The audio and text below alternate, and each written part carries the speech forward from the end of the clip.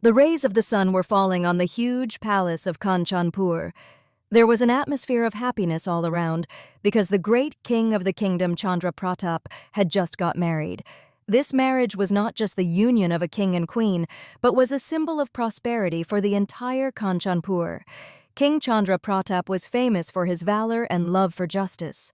He had won many wars with his valor and had made the kingdom safe and prosperous. His newly married queen was a wonderful amalgamation of beauty and wisdom. She was the princess of the neighboring kingdom Vidarbha, whose far-sightedness and policies were discussed far and wide. After the marriage, there was a festive atmosphere in the entire Kanchanpur. The palace was decorated with music, dance, grand feast, and garlands of lamps. But in the midst of this auspicious time, a shadow was slowly moving towards Kanchanpur, something that was going to change the lives of the king and queen forever. Time kept moving forward at its pace. King Chandra Pratap and Queen Sumya completed 1 year of marriage. In this 1 year, Kanchanpur had become more prosperous than before. The king was taking new decisions every day for the welfare of his subjects, and Queen Sumya was empowering the women of the kingdom with her knowledge and policies. There was an atmosphere of peace and happiness in the palace. Meanwhile, a good news made the entire Kanchanpur happy. Queen Sumya was pregnant. On hearing this news, a wave of joy ran through the palace. The palace's maids, ministers, and the entire royal family were delighted with this news. King Chandra Pratap himself conducted a grand yagya to seek the blessings of the gods. Friends, before proceeding with the video, show your love by giving a like to the video. We get a lot of motivation from one like of yours. Consider her as your younger brother and give her a like. Special care was being taken of the queen's health. A special room was decorated for her in the palace where all the comforts and amenities were taken care of. Experienced midwives and royal physicians were always ready to serve her. The king was also busy with his war and court. Taking time out from his work, he used to visit the queen and spend time with her. But amidst this joyous atmosphere, a hidden danger was slowly approaching the palace, something that was going to test the queen in the coming times. Time passed, and the auspicious moment arrived when Kanchanpur was waiting for the birth of a new heir.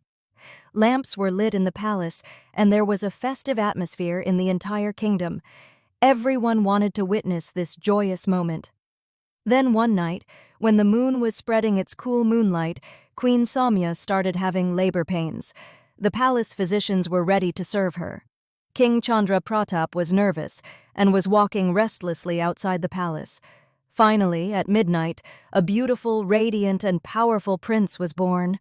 A wave of joy ran through the palace. Shanknath was blown, and the entire kingdom started resonating with auspicious songs. This was the happiest moment of King Chandra Pratap's life. He took his son in his lap and looked into his innocent eyes.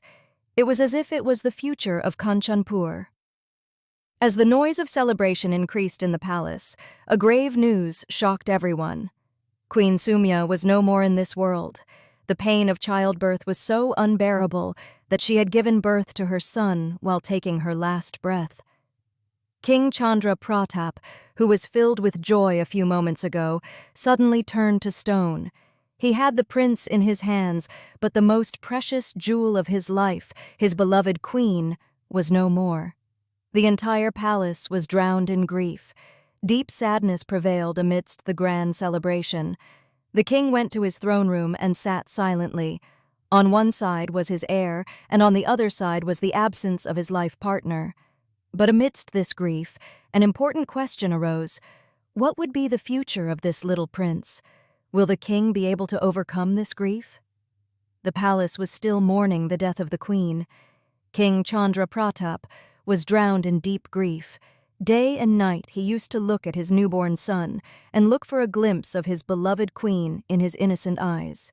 But this grief was not only his personal grief, it was related to the future of the entire Kanchanpur. A special meeting was called in the Rajya Sabha.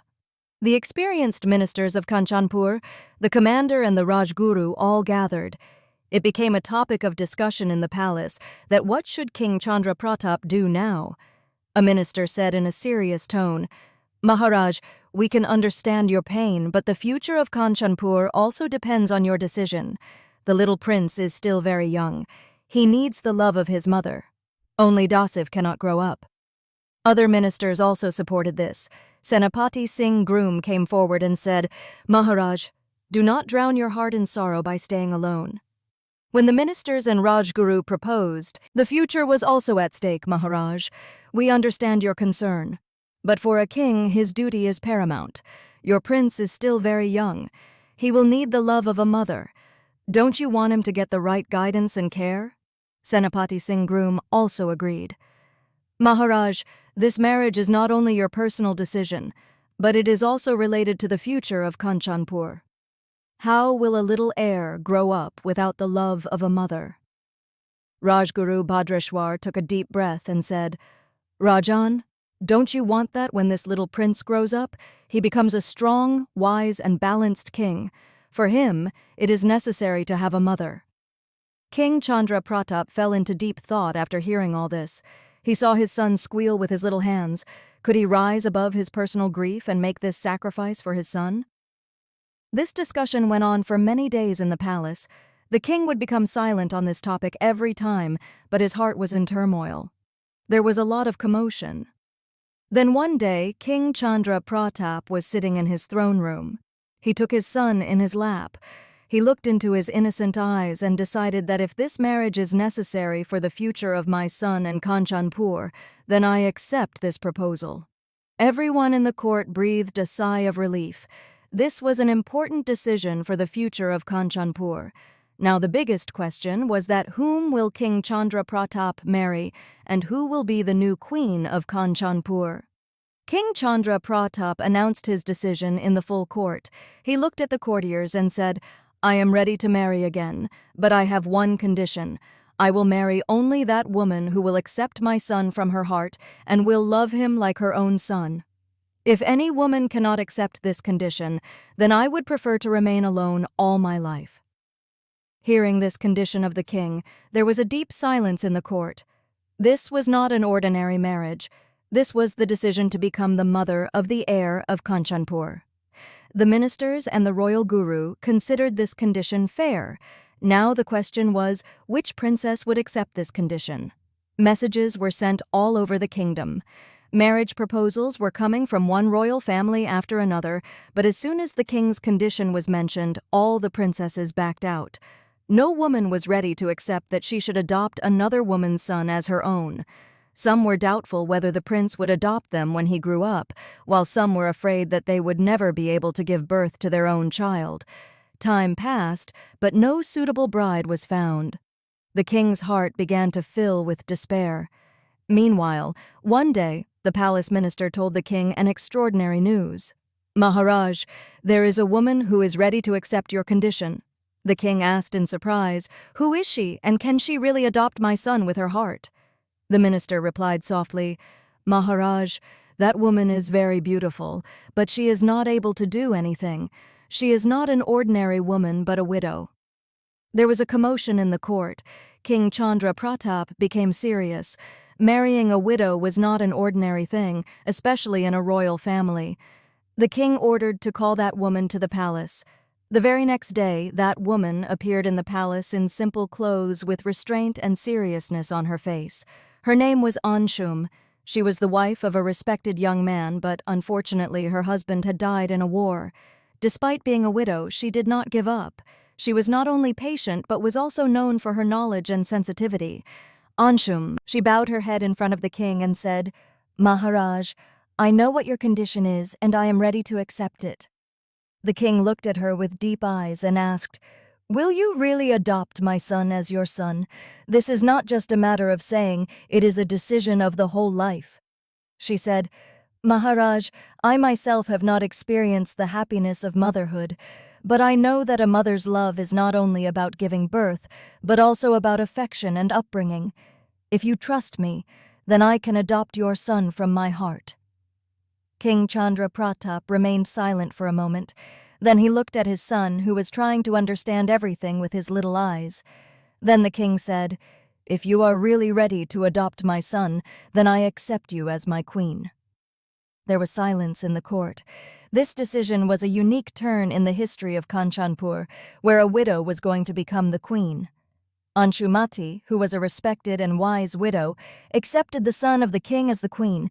The king had full faith in his heart that she will be able to give motherly love to her son, and this decision was right for the future of Kanchanpur. The preparations for the marriage started with great pomp and show. The palace and the entire Kanchanpur kingdom were decorated. There was an atmosphere of joy and happiness everywhere. The marriage of the king and Anshum was celebrated with great pomp and show. Everyone was present in the ceremony, and people were happy about Anshum coming to the palace. The queen accepted King Chandra Pratap and his little prince wholeheartedly. The king's marriage with the queen took place with great pomp and show. After the marriage, King Chandra Pratap started performing his duties. He made sure that the new queen felt comfortable in the palace and did not lack anything. The palace now had the affection of a new mother, and the prince was getting the love and care he needed. The queen started giving affection to the prince like her own son. She always took him in her lap and loved him, and the queen took care of him. There was a new smile on the prince's face, and he slowly started getting better. There was an atmosphere of peace and prosperity in the palace. The queen not only supported the king, but also became an inspiration for the people of Kanchanpur. She brought many reforms in the state. She made plans for women and children and promoted education and welfare. The prosperous era of Kanchanpur had returned again. There was an atmosphere of prosperity and happiness in the palace. A strong bond had developed between the king and the queen, and their lives had become bright again. The prince was also growing up in the affection of his mother and becoming healthy. After some time, Queen Anshumati got another good news. She became pregnant. This news brought a wave of happiness in the palace. King Chandra Pratap happily looked at the sky and started giving more affection to his queen. This is a new opportunity for the kingdom. The king said that we will now have 2 princes. There was a festive atmosphere in the palace. People got excited after knowing this. There was a fear that a prince was going to be born soon to Queen Anshumati. No stone was being left unturned in taking care of the queen. One day, a hilarious crowd gathered inside the palace. There was a different glow. The queen took him in her lap and fed him in her lap. The king had tears in his eyes, seeing his face. The king says that the future of my kingdom has become bright from today. The queen loved and cared for both her sons equally. Now she loved the elder prince like a mother and gave all her affection and love to the younger prince. Everything was going well in the palace. The happiness of the palace had increased. But will this happiness and peace last for a long time? Will the arrival of this little prince bring even bigger hopes for Kanchanpur? The love between the king and the queen since marriage was becoming stronger with time. But despite this happiness, something was incomplete somewhere. Will this little prince become the cause of any new crisis? For the queen of Kanchanpur time passed. The younger son of King Chandra Pratap, and the queen was now a few months old. His laughter started echoing in the palace, and the queen's all attention was focused on her newborn son. Gradually, her affection started to shift towards her own son. Earlier, the Queen Anshum, who had promised to adopt the elder prince as her son, now started ignoring him. The elder prince, who was now just a few years old, started to understand the changing behavior of his new mother. Earlier, when he used to play in her lap, the queen used to love him, but now she started to ignore him even after seeing him. He used to ask innocently, but the queen did not pick him up in her lap like before. Now she was always busy with the younger prince. She used to feed him with her own hands, put him to sleep with her, and would immediately run to him when he cried.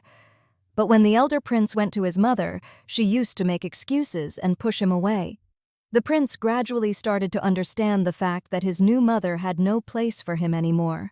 King Chandra Pratap did not realize this change initially because he was busy with the state affairs, but gradually they noticed that their elder son had started to remain quiet, sad, and was avoiding going to his mother. One day the king asked the queen, "Queen, you had promised to adopt my elder son, but why are you focusing only on your younger son these days?" Anshumati replied smilingly, "Maharaj, there is nothing like that. I love both of them equally, but the younger prince is still very young. He needs more care." The king did not pay much attention to this, but gradually it became clear to him that the queen's love was now limited only to her son. Some people in the palace were noticing this change. Ministers, servants, and even the Rajguru had started to feel that the queen no longer wanted to accept the elder prince as her successor. Some courtiers suspected that the queen wanted her own son to become the king. Was she planning to gradually remove the elder prince from power? There was now an unspoken conspiracy in the palace. The distance had been created. The elder son of King Chandra Pratap, who earlier used to get the love of his mother, was now completely lonely due to the indifference of his stepmother Anshum. Deprived of his mother's lap, he started playing with a small baby monkey to reduce his sadness. This monkey had become his best friend. The prince would spend time with him, feed him, and take him with him when he visited the palace. But this innocence was soon going to become the victim of a terrible conspiracy. One day, while playing, that monkey entered the queen's room. The queen was already annoyed with the elder prince, and now she made a plan to take advantage of this opportunity. Without thinking, she caught that innocent monkey and cruelly made deep wounds on her feet with her own nails. After this, she started shouting loudly, "Save me! Save me! Look, this monkey has attacked me. This is a conspiracy. An attempt has been made to take my life." Hearing her screams, the palace guards and servants immediately ran. Raja Chandra Pratap also reached there. As soon as he saw the queen, lines of worry appeared on his face. The queen's leg was bleeding. Queen Anshum said to the king in a pained voice, "Maharaj, look at your son's act. He deliberately left that wild monkey in my room so that it can attack me. This small child is trying to kill me with the help of a monkey today. Think what he will do when he grows up." King Chandra Pratap was shocked. He looked at the prince, who was standing scared and innocent. There were tears in his eyes, and he was completely shocked. The king asked him in a strict tone, "Is this true? Did you deliberately send a monkey to attack your mother?" The prince immediately shook his head and said tremblingly, "No, father, nothing like this happened. He is my friend. I never sent him to harm him. Mother is lying." But Anshumti said, shedding more tears, "Maharaj, this child looks innocent, but there is hatred in his heart. It is getting aroused. If it is not stopped, it will kill you one day." Silence fell in the palace. Raja Chandra Pratap was in a terrible dilemma. On one side was his son, whom he loved more than his life and who still looked innocent.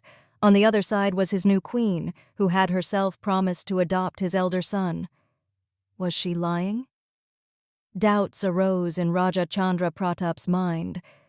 Can his son really be so cruel? Will Raja Chandra Pratap be able to understand his queen's trick? The queen had now completely dominated the king. Slowly, the fire of power and greed had started burning inside her. Now she could not bear the existence of the king's elder son. That night, when the king was sitting quietly in his room, Anshum came crying and said, "Maharaj, I have tolerated a lot, but now I cannot tolerate it any more. If this child stays in the palace, one day he will kill us. Either you kill him or kill me, Raja Chandra Pratap." The king was shocked. "The queen, what are you saying? He is my son." The king got angry and said, "Son, not son, Maharaj. He is a snake who will grow up and bite you. I am the mother of your younger son. I don't want my son's life to be in danger." The queen gave the king two options. Either he stays or I stay. The king got stuck in a deep dilemma. The king looked at his son, who was standing there innocently. He was not a criminal, yet he was being punished. The king had only two options. Either he should kill his son or leave him far away. Finally, the king took a difficult decision. He decided to leave his son alone in the forest. The next morning, the king left the palace with his son. He took him to the dense forest where there was no human being anywhere. The child kept looking at his father. There was a strange fear in his eyes. "Father, have we come here to hunt?" the prince asked the king innocently. Tears came to his eyes, but he maintained a stern face. They reached the deepest part of the forest. There were only trees all around, sounds of wild animals and dense darkness. The king made his son get down from the horse and said, "Son, you wait here. I will come in a while." The prince was frightened and said, "Father, why are you leaving me alone?" The king's lips started trembling, but he did not answer. "Did mother ask you to do this?" There was pain in the prince's voice. The king looked at him, but no words came on his tongue. He put a stone on his heart and pulled the reins of the horse and returned quickly to the palace. The son kept crying, but the king did not look back. On the way, the king saw When the king came to know about the fame of this Brahmin's son, he sent his messengers and invited the Brahmin and his son to his court. The king welcomed the young Brahmin with respect in his court. Then the king said, "We have heard that you are very intelligent, but our princess will not marry an ordinary person. You will have to prove your ability." There were many other princes and scholars in the court who wanted to marry the princess. The king put forward 3 challenges. This young Brahmin's son impressed everyone in the first challenge itself with his extraordinary intelligence and strategy. He solved the most complex political problems in such a way that all the ministers and scholars sitting in the court started praising him. He came out ahead of everyone in the knowledge of scriptures. When it came to the art of war, he proved his superiority in swordsmanship and archery. The king and the princess were very impressed with his talent. The princess herself was also impressed. She was very intelligent. The king announced with great joy that from today you are my son-in-law. Seeing your intelligence and bravery, I decide to marry my daughter to you. A grand wedding was organized in the palace. There was an atmosphere of joy in the whole kingdom. After this marriage, this young Brahmin son had now become the son-in-law of a powerful king. After some time of marriage, the Brahmin son, who was actually the prince of Kanchanpur, comes to know the truth of his past. You are not only a Brahmin son, but also the real heir of the Kanchanpur kingdom. This secret was told to him by his guru, that Brahmin. Your father, King Chandra Pratap, had left you in the forest under someone's pressure, but now you should get your rights. Dear friends, we end the story here. If you want to listen to the story further, then comment for part 2. Friends, how did you like this story? If you liked the story, then share it in the comment box. Write in Radhe Radhe. Your opinion is very special for us. Comment below. Thank you.